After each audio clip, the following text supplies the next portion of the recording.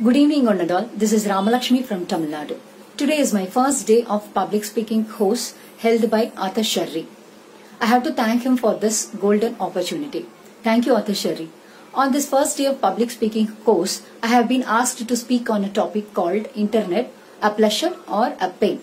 As we all know, Internet is a global system that can be used for sharing information, providing worldwide services and communication. According to me, whatever the technology we have emerged with will always have both sides, that is negatives as well as positives.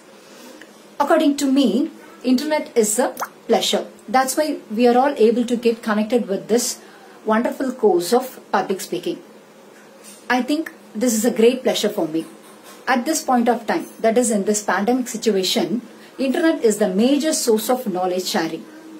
Can you think if we don't have Internet facility now, what we could do? So we cannot deny Internet is not a pleasure at all. It has lot of advantages in all the fields. In the field of education, Internet is a valuable source for a lot of information. Students can spend some time over the Internet to read their realistic subject materials as well as to have intense research on their projects. In case of communication, it has become better and easier.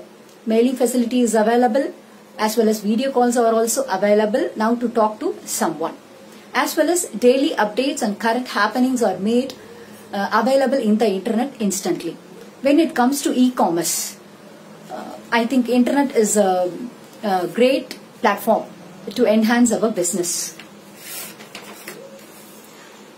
We cannot imagine without Internet, it has a great reach to the customers. It has a lot of advantages like reaching to customers easily, giving lot of information about the business, clearing customers' queries instantly, as well as the payment is also possible over the Internet. So I can conclude with these. Internet works fine. Internet is unavoidable and the viruses cannot infect Internet. Thank you for the opportunity. I am also looking forward to your feedback. Thank you, Arthur Sherry. Hi, good evening everyone. This is Ramalakshmi from Tamil Nadu. As today is Varalakshmi Puja, I wish you all a great success in your life. On this holy day, we have a lovely topic to speak, that is deed, for intention or for attention. A tree is known by its fruit.